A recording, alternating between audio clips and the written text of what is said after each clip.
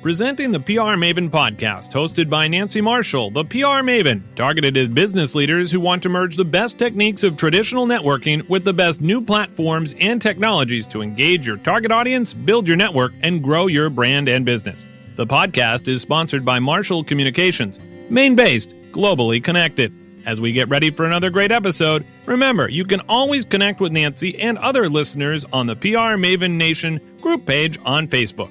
Now, here's your host, Nancy Marshall.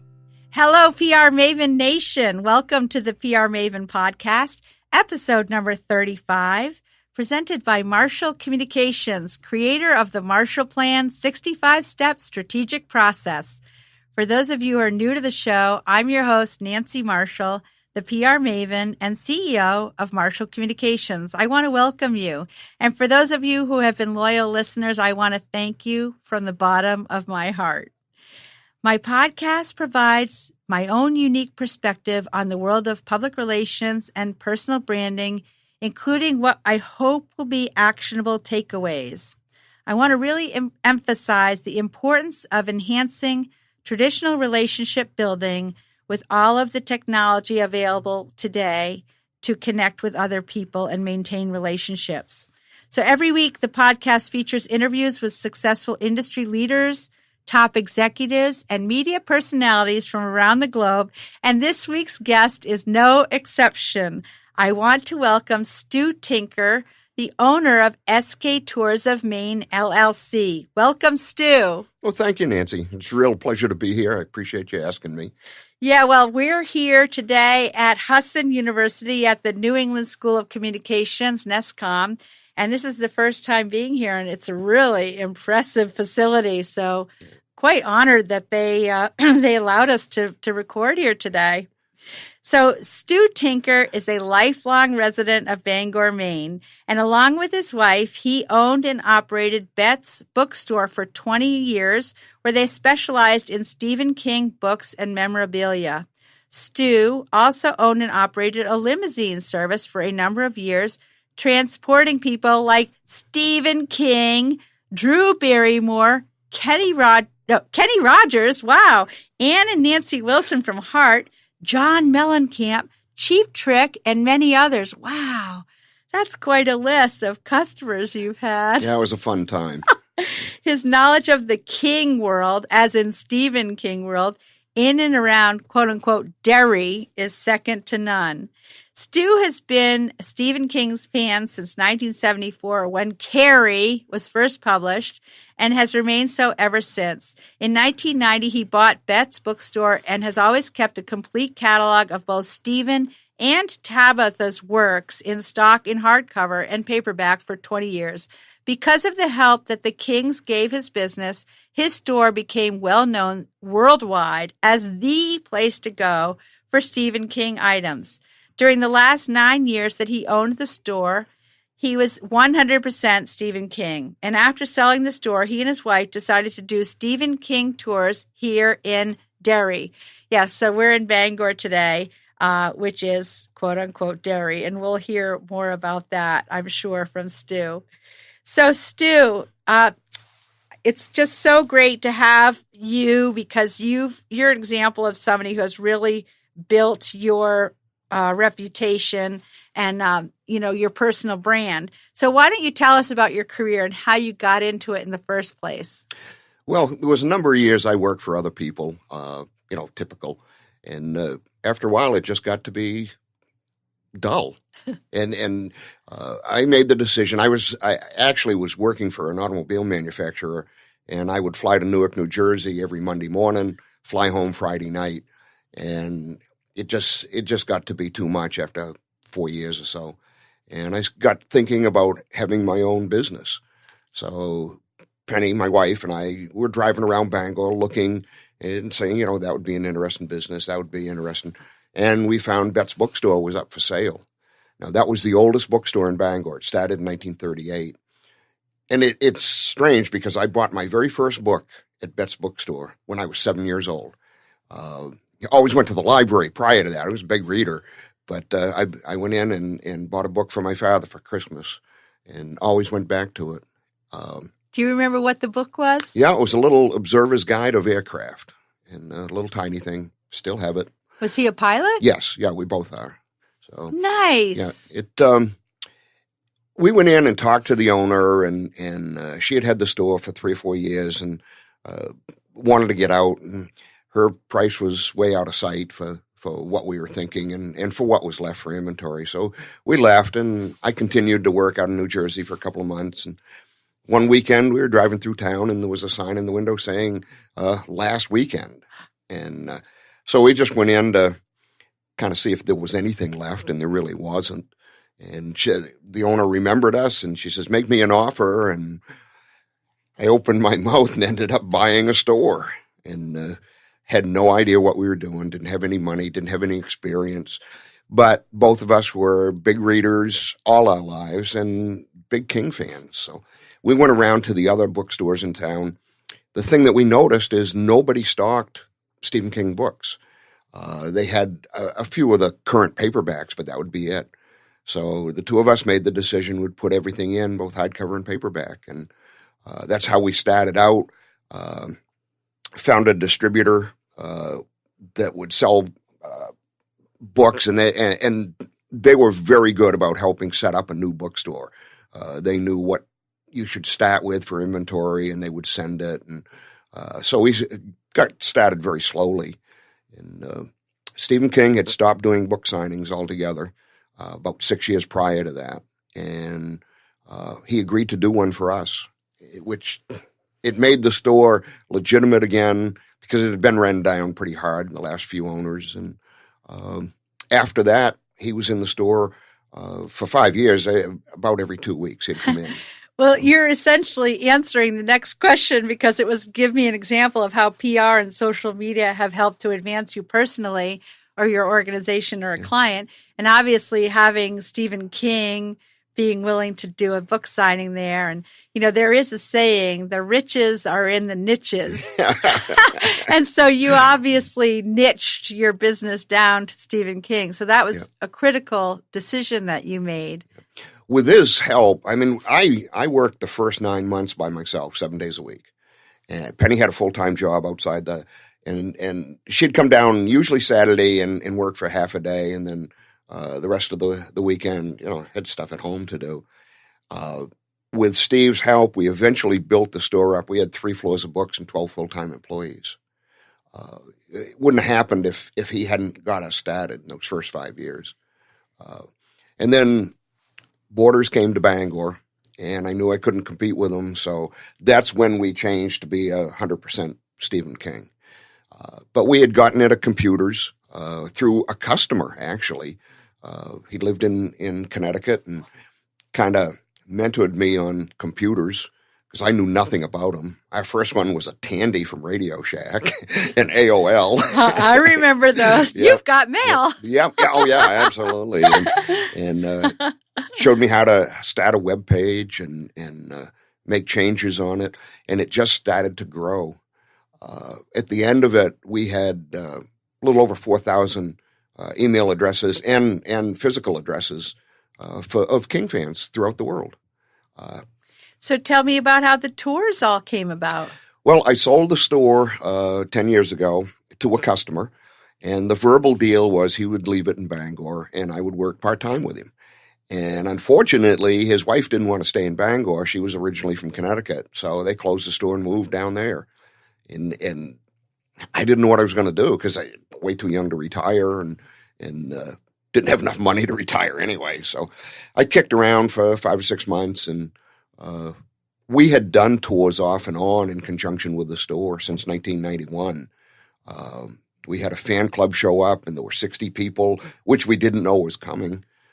They just showed up one weekend and had decided to have a little conference in Bangor, and they all met at our bookstore. And so that Sunday that they were here, we rented a coach and took them around the area. We called it the IT Tour because most of that book takes place in Bangor, of course, or Derry. And that's how we got started with the tour. Once the store was sold, and after I had bothered Penny for 5 or 6 months, tripping over me, she suggested doing a tour once in a while. And It just exploded. The word got out through our web page and former customers, and we outgrew the first van the first year. We had a 7-passenger town and country van. So we bought a 12-passenger one for the second year and had the 2 vans, and we outgrew that one. So now we have a little tour bus, and some days during the summertime, both the bus and the van's on the road at the same time. Penny does a tour. Usually goes a different direction than what I go, so she's not following me all around town. But we wave as we go by each other. And sometimes there's 25 people all together. So I think that's really awesome what you have done. Well, it's amazing what the web can do for you. Last October, I had a family from Siberia. It was a husband, wife, and son. All 3 were Stephen King fans. The parents only read him in Russian. Their son read both English and Russian. Spoke English quite well, very heavily accented. And I'd had a lot of people from Russia over the years, but never from Siberia. Well, there's an expression, again, in addition to the riches are in the niches, another expression is about the long tail of the web. So the example of, how with the internet, you can focus on one thing and create a tail that goes very deep. So you obviously attracted these people from Siberia because of the Stephen King connection, and then they saw that you had the tours. So again, that's my next question is about how PR, marketing, and social media have changed drastically over the course of obviously both of our careers. And what techniques are you using now that you were not using when you started out? Well, with the web-based page that we've got, you can make a reservation, you can pay for it right on the web page. It's amazing how easy it's become to do business with people all over the world. People outside the country tend to book earlier. I've got bookings right now into 2020. People that are planning long range for vacations from, Germany or Spain or wherever. I've had 3 countries from the Middle East. People come, which has really surprised me. I knew Steve was in Arabic. He's in 47 different languages, but I didn't really expect anybody from the Mideast countries to come to Bangor, Maine. It's amazing the draw that he has, and it's just worked so well for us, both with the bookstore and now with the tours. Does he ever show up for any of the tours? Actually, he does. Once in a while, Steve will see the van at the house, and he'll come down and talk to everybody. And it's a lot of fun. The reactions of our guests it's very varied. I've had people actually get into the van and shut the door when he's coming, and it just blows me away. I mean, they've got an actual chance to stand in front of him and speak to him. And they get in the van. And then I've had other people that just stand there and stare.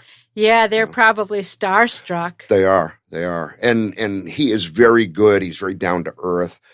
He's very good at calming people down. And you will get some people that burst into tears in front of him. I mean, they've read him since they were kids, and they've seen movies, and he's just it's unbelievable to him that he's standing in front of them. Larger than life. Absolutely, yeah. Yeah, and aren't you lucky that he embraced your vision too and has helped you along? Yeah. Well, I know he and Tabitha are very philanthropic and have helped libraries all over the state, certainly. Yeah, libraries and schools and police departments, animal shelters, women's shelters. Yeah. They are extremely generous. Tabitha's passion is libraries, and she put an addition on the Old Town Library with the money she had made from her books. And well, I was the chairman of the board of the Carrabassett Valley Public Library at one time, and I know that their donation to that library enabled us to build a completely new library, which is quite beautiful. And isn't it amazing? Amazing. Yeah, it is. It's wonderful because I have always loved libraries myself, too. I volunteered in my hometown library growing up and just always loved being around books. There's nothing like it. I know. It made me so happy. Kids today we're both kind of nerdy. I hate to tell you, but nerds are good, right? It's amazing to me, though, that I'm finding kids that are 10 or 11 years old that are just discovering Stephen King. To me, I always said, 13, 14 was an age to get going with him. Today's kids seem to be able to grasp his stuff a little earlier. They're not offended by the language or the subject or anything. He's not a children's book author. No. He really isn't. But there's a whole new generation coming along. Yeah, and the difference between a book and a movie, as my mother always used to say, is with a book, I mean, there might be graphic things, but you can only conjure up what you can in your own head, as opposed to a movie. It's right there laid out for you. Yeah. So, my philosophy is that if it helps get children passionate about reading from an early age, more power to them. And thanks, Stephen and Tabitha King, for paving the way. Yeah. So, what have been some of the obstacles to success in your career, and how have you overcome them? Well, lack of money is a big one. That's true for anybody starting any business. And my lack of knowledge about computers. I mean, I didn't have computers in school. It took a while to catch on to it. I'm still not very good with it. But I can maintain a mailing list, and I can make changes on the web page. And I do have a professional host of the web page now, so they made it look a little better than mine that was cobbled together.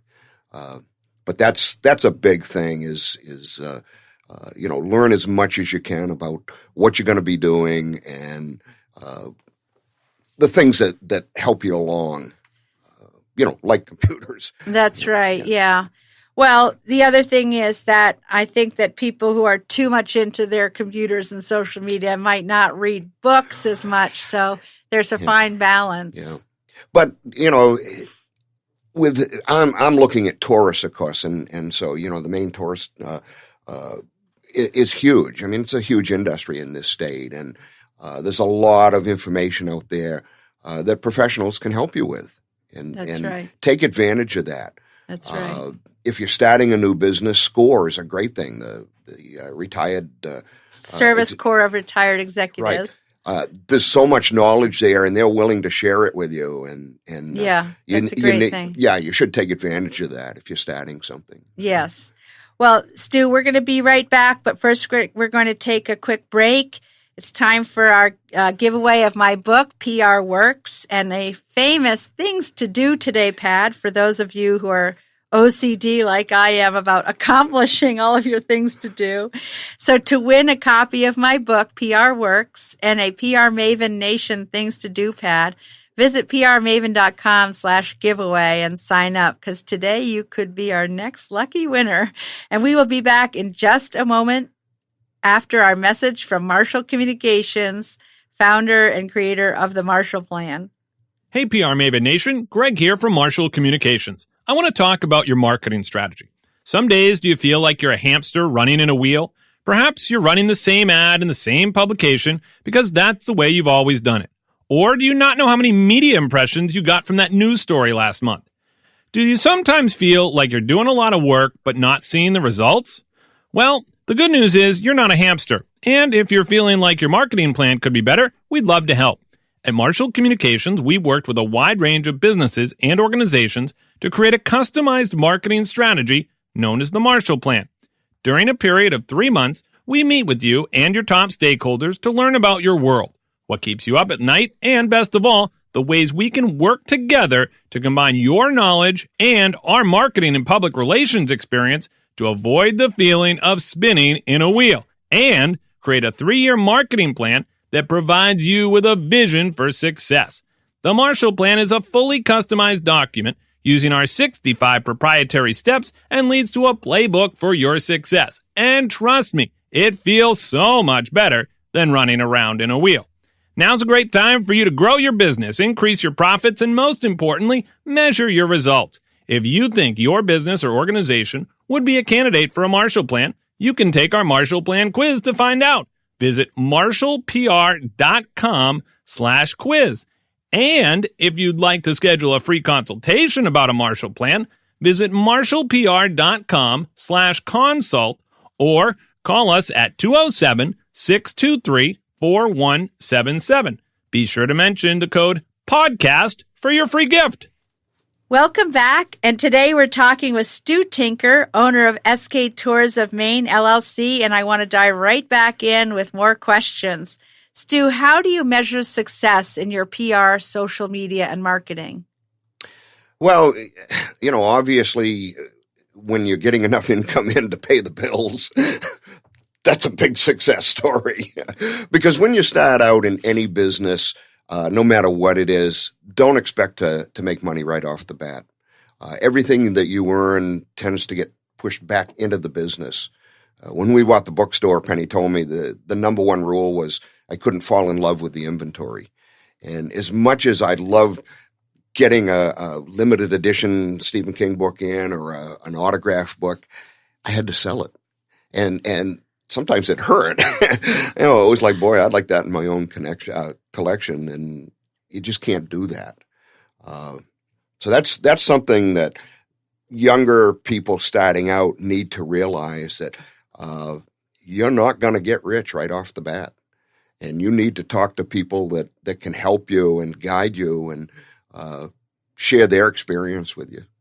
Yeah, I would definitely agree with that. Having had a business now for almost 30 years, I know exactly about those building years. Those are tough years.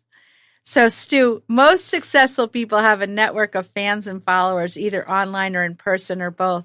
How have you built your own network of fans and followers, and has it been a conscious goal or has it happened on its own? Well, it really happened on its own. The people that we're connected with the bookstore, there's a lot of them that became very close personal friends. Some of them would come to Bangor and stay at our house, and we have traveled and stayed with them. There were a couple, probably three really basically super collectors that I talked to literally every single day. They would call, see if anything had come in or if we were on the track of anything, or tell me what they had found. And they just became part of the family. And we're finding that now with the tours. I'm getting people that come back several times. Got a girl in California. She has done the tour 4 times. She's coming back next month. I try to make it a little different each time. I mean, there's just so many things here in town, but we can usually find something that they haven't seen before. I had a couple get engaged in front of Stephen and Tabitha's house, and I thought that was kind of neat. The next year, they came back and they got married there. And that's so awesome. Yeah, they've done, and they met at a conference, a horror conference that was featuring Stephen King. He was not there, but he was the feature of the conference, and that's how the two of them met. And that's kind of fun. That's so great. Yeah. Well, that ties right in with my next question, because my own personal opinion about building a brand is about building a community or a tribe, or some people might even call it cult, of raving fans who are brand ambassadors. And so I think that if people meet each other kind of under your brand umbrella, they will always remember, oh yeah, we met on one of those SK tours. So can you tell me how that happens and how you've kind of built your brand community that way? Well, you're in a van or you're in a bus for 3 hours. You do get in and out. I mean, you're not trapped in either one of them, but you'll get fans talking to each other, and they discover different likes and dislikes, and they have picked different things up in the books, the stories, or even the movies. There's a lot of things hidden in Steve's movies. They call Easter eggs, and some people catch them, some people don't. And it's so much fun to listen to them. I've heard a lot of people tell me that it's the only time they've been able to talk about enjoying Stephen King's books, because they're at work and somebody says, "What are you reading?" "I'm reading Stephen King's book." And they'll go, "Oh, I don't like him. I don't like horror. I don't like this." And they kind of look down on you. They get with us and they're with like-minded people, and you can just see them light up. I mean, it's fun to talk to somebody that shares the same interest. It's contagious. It is. Yeah, it is. And I've had an awful lot of people. Usually we found over the years that if you have a couple, one is the fan, the other's kind of dragged along. It's the thing you do. But at the end of the tour, the non-fan will say, well, I think I want to try one of his books. That makes my whole day. I mean, that's it really awesome. does. Yeah, to have a new fan for Stephen King books. And on our webpage, we have I reproduced an email that we got from a girl from Russia.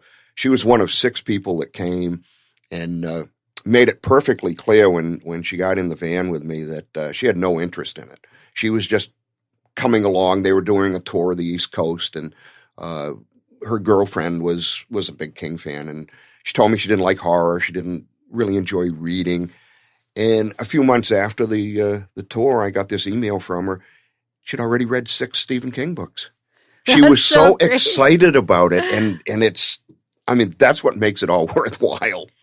Well, I think that's probably why you're so successful, Stu, is because you share that passion and enthusiasm. It's not just an avocation, or it's not a vocation, it's an avocation. Yeah. It's your life passion. Yeah, it is. And, I just love the fact that you have so much enthusiasm for Stephen King and that you share it. And also it helps introduce people to reading, which I think is just it does the most important skill in life. Yeah.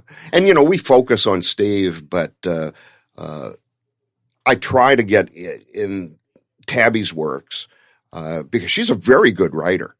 She didn't get the critical acclaim that I think she deserved, but she wrote some great books. And now the 2 boys are writing. Joe writes as Joe Hill, and has been very successful. His books, he's very much like his dad, and he looks just like him. Owen has 2.5 books out. He and Steve wrote one together back last year called Sleeping Beauties. He hasn't had the success that Joe has had yet, but they come by that talent naturally. Yeah, it's probably in their genes. I would think so. So how has your network helped to promote the tours? Have you had people go back and talk it up at home and then bring back friends and relatives? Absolutely. Yeah. Every summer, I'll have repeat customers, and they're bringing their brother, their sister, their mother, or somebody, a friend, because they talked about it so much. The other one wants to do it, so they come back and do it. And it just kind of word of mouth spreads it. And it's from all over the place, Yeah. Well, I mean, you've said you've had guests from all over the world, so that's really quite amazing. And I've had people fly into Bangor. I pick them up at the airport, do the tour, and take them right back to the airport. It's the only reason they came to Bangor was to do the tour. And it's just, I can't get over that. Wow. Well, of course, because we promote Maine tourism at Marshall Communications, I wish they would stay a few days and go to Acadia or go down to the coast or And a Portland. lot of them do. Yeah. A lot of them will book a room here in Bangor, stay for several days, and take day trips out of here. And we try to push them towards the coast and up towards Moosehead Lake. And, Good. I'm glad you're sending them inland. Yeah. And it's fun because when they get home, a lot of them will email me pictures, not only of the tour, but of the moose they saw in Greenville. And, they're all excited about that. So, oh, yeah. Great. Yeah. Well, of course, talking about tours, Moosehead has a lot of great moose tours. Oh, yeah. You can do tours on foot, in a canoe, in an airplane. Yeah. So that's great. So in your line of work, Stu, what is a resource such as a book, a website, or an app that you have found helpful and why? Well, it's kind of hard to answer. I'm always searching anything Stephen King based on the web. Also searching for other tour companies to see what they do and different things. I think we're priced lower than most. I hope we are. I mean, we try to make it affordable for a family. Anybody that has children that's under 12 are free. And we also are pet friendly. We have dogs with us all the time, and that's a lot of fun. I love dogs. I usually keep dog cookies in both vans, and they'll sit up front between the 2 front seats usually. Oh, that's so great. But the only thing I can say is just keep searching for whatever your niche is, and take advantage of other people's success and failures. Right. It does happen. Exactly. We've all had them, but the important thing is to learn from it and get up and move on. Yeah. If you make a mistake, just try not to do it again. Exactly right. Yeah, that's the best kind of a lesson. Yeah. So what is your one piece of advice for someone starting out in their career? Don't expect to be successful right off the bat. It's not going to happen. You're going to put in long hours. You're going to work 7 days a week, and you're going to work more than 9 to 5. Believe me.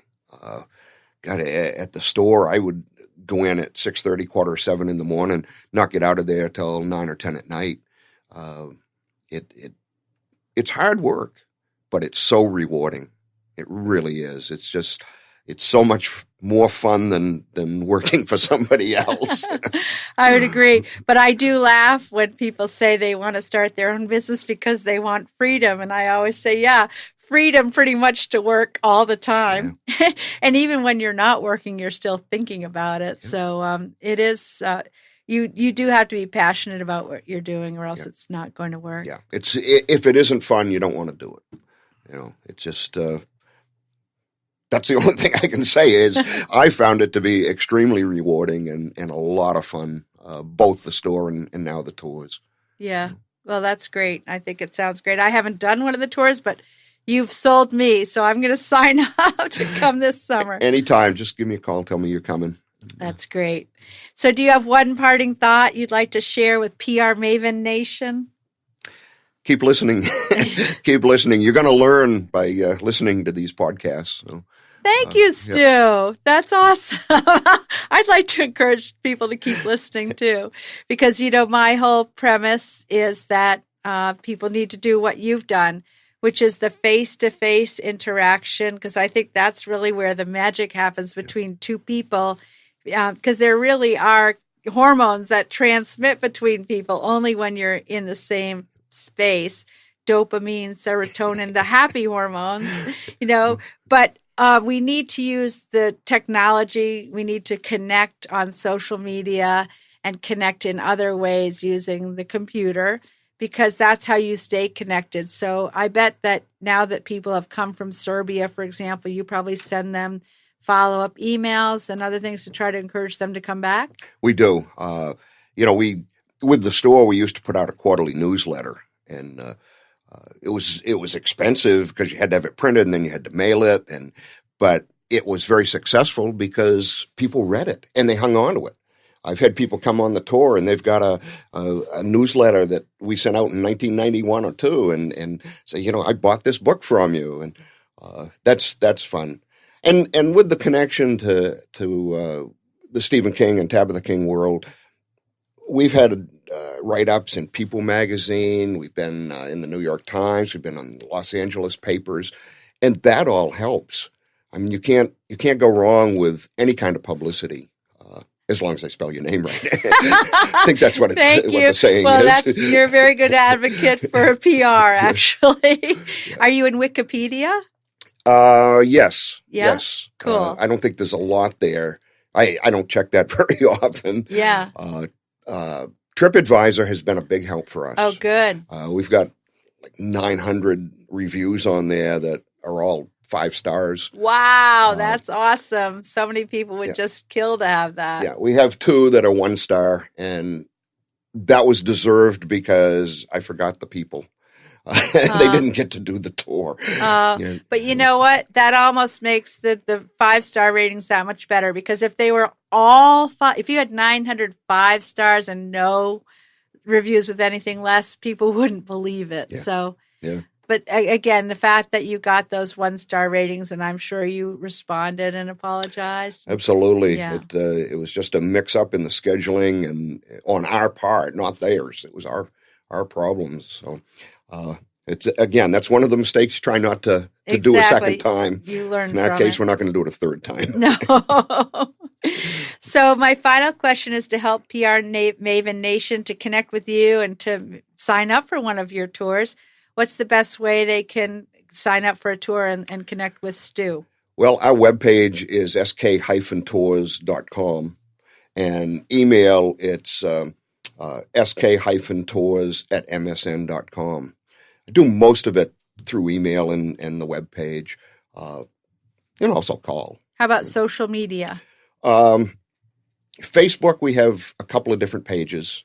We're on Yelp. I'm not real experienced with Yelp, so I'm not too up on that. But Facebook is perfect. Okay. Well, thanks, Stu. This has been a lot of fun. I want to thank you for joining me here on the PR Maven podcast today. And, your tours sound fantastic. And just want to remind listeners that if they would like to communicate with me and give feedback on today's episode or suggest another guest to me, I'm at nancy@prmaven.com. And this podcast is presented by Marshall Communications, which is the creator of the 65-step Marshall Plan process. And to learn more about the Marshall Plan, visit marshallpr.com. And we do have a webinar series, actually, that's free. And we have free monthly webinars at marshallpr.com/webinars. So thanks for tuning in today. And please give us a rating, a review, just like Stu thrives on those 5-star ratings that he has gotten. If you are listening on any of the podcast players, I'd appreciate if you could give us a review. And please do subscribe, because that's what keeps us going. And just remember to keep building those relationships, embracing new technology, and building your tribe. So have a great week, PR Maven Nation. Thank you for listening to this episode of the PR Maven podcast. For show notes, links, and guest contact information, visit prmaven.com. If you'd like to connect with Nancy and the rest of PR Maven Nation, be sure to find our group on Facebook. We encourage you to subscribe to the podcast and share our content to bring on great guests with more information. Plus, you can also connect with your target audience, build your network, and build your brand.